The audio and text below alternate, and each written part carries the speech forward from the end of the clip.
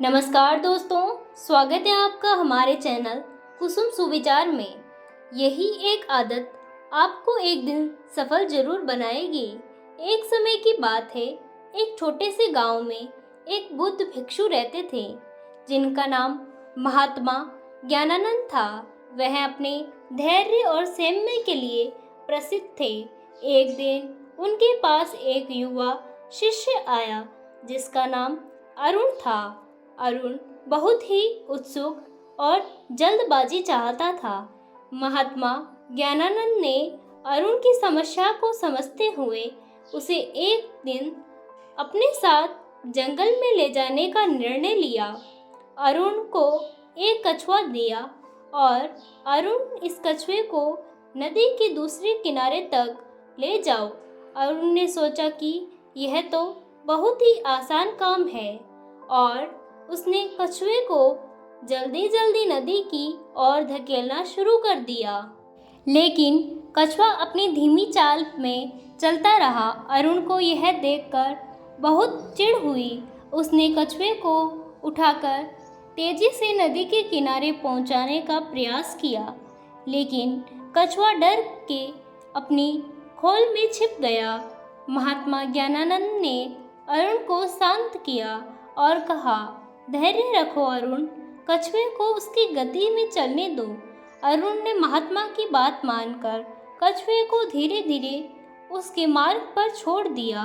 कछुआ धीरे धीरे अपने चलने लगा।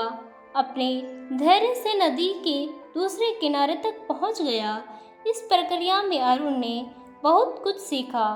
महात्मा ज्ञानानंद ने अरुण से पूछा, तुमने कुछ सीखा अरुण? उत्तर दिया, जी हाँ गुरुजी, मैंने सीखा कि धैर्य और संयम की ही सफलता की कुंजी है।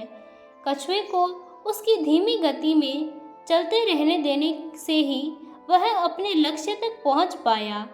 महात्मा ज्ञानानंद ने मुस्कुराते हुए कहा, सही कहा अरुण, जीवन में भी हमें धैर्य और निरंतरता से ही अपने लक्ष्यों को प्राप्त करना होता है।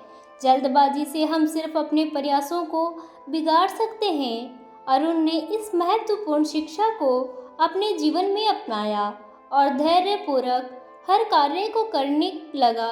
धीरे धीरे उसने अपने सभी लक्ष्यों को प्राप्त किया और गांव में एक सफल और सम्मानित व्यक्ति बन गया।